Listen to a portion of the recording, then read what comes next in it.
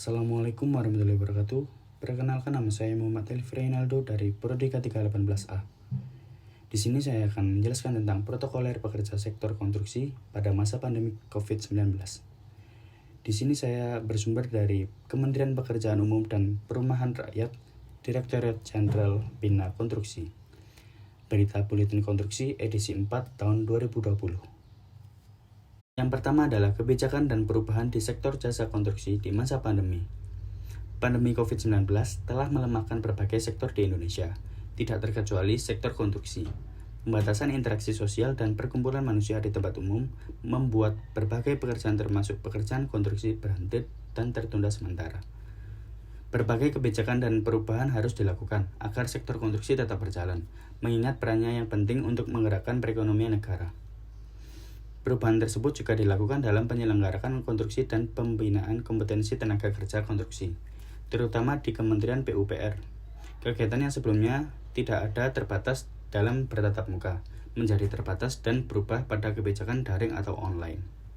Kementerian PUPR mengeluarkan instruksi Menteri PUPR nomor 2 tahun 2020 tentang protokol pencegahan penyebaran virus corona. Dalam penyelenggaraan jasa konstruksi yang ditandatangani pada 27 Maret 2020, hal ini merupakan langkah awal untuk memberikan perlindungan terhadap penyelenggaraan jasa konstruksi yang telah berlangsung. Agar menjamin kualitas para tenaga konstruksi, Direktur Jenderal Bina Konstruksi mengeluarkan surat edaran Direktur Jenderal Bina Konstruksi nomor 17/SE/DK/20 tentang perekonomian pembinaan kompetensi tenaga kerja konstruksi dalam periode normal baru. Pembinaan kompetensi harus tetap berjalan di tengah masa pandemi dengan tetap memperhatikan protokol kesehatan dan meminimalisir potensi penularan COVID-19. Berikutnya adalah Asosiasi Kontraktor Indonesia atau AKI. AKI mengungkapkan bahwa sektor konstruksi di Indonesia mengalami perlambatan selama pandemi COVID-19 dan membutuhkan penanganan dengan cepat. Komitmen Kementerian PUPR untuk tetap menyelesaikan pembangunan infrastruktur dalam rangka menjaga keberlanjutan ekonomi di tengah pandemi COVID-19. Diperkuat dengan terbitnya Instruksi Menteri Nomor 02/IN/M/2020 tentang protokol pencegahan penyebaran coronavirus pada 27 Maret 2020. Instruksi Menteri tersebut membuat mekanisme tentang protokol pencegahan COVID-19 dalam penyelenggaraan jasa konstruksi, yaitu yang pertama, protokol pencegahan COVID-19 penyelenggaraan jasa konstruksi. Protokol bagian ini membuat skema protokol pencegahan COVID-19, penyelenggaraan jasa konstruksi dan mekanismenya. Protokol tersebut diawali dengan pembentukan Satgas COVID-19. Kemudian, identifikasi potensi bahaya COVID-19 di lapangan, penyediaan fasilitas kesehatan, dan pelaksanaan pencegahan COVID-19 di lapangan. Yang kedua adalah tindak lanjut terhadap kontrak penyelenggaraan jasa konstruksi. Bagian ini memuat terkait penghentian pekerjaan sementara dan mekanismenya, pengujian pemenuhan terhadap pembayaran upah tenaga kerja, dan subkontraktor, pemasok selama masa penghentian sementara. Yang ketiga atau yang terakhir yaitu protokol pencegahan COVID-19, pelaksanaan pengadaan barang jasa konstruksi.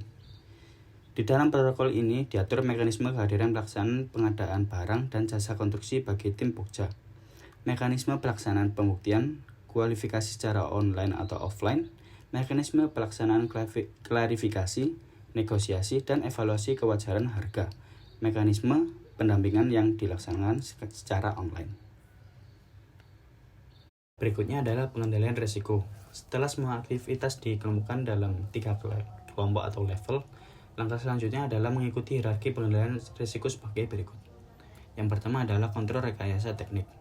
Pada level high, dengan sifat pekerjaan yang penting atau darurat, maka diperlukan pengendalian seperti gunakan pintu atau dinding yang tertutup, jika memungkinkan, sebagai penghalang fisik untuk memisahkan pekerja dari setiap individu yang mengalami gejala COVID-19. Yang kedua adalah kontrol administrasi. Kontrol administrasi perlu dilakukan dengan tujuan untuk mengurangi atau menghilangkan risiko paparan. Hal-hal yang perlu dilakukan adalah menerapkan prosedur operasi standar sesuai dengan pusat pengendalian. Yang ketiga yaitu menggunakan alat pelindung diri atau APD.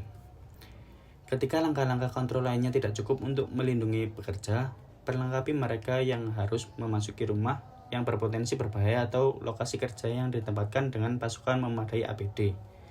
Ensembel APD dapat mencakup sarung tangan, pelindung mata, atau pelindung wajah. Dengan adanya bahaya paparan virus COVID-19, maka diperlukan penggunaan APD yang lebih protektif. Selain itu, perusahaan harus berusaha keras untuk melindungi pekerja melalui tindakan selain APD. Sekian dari saya. Terima kasih. Mohon maaf bila ada salah kata. Wassalamualaikum warahmatullahi wabarakatuh.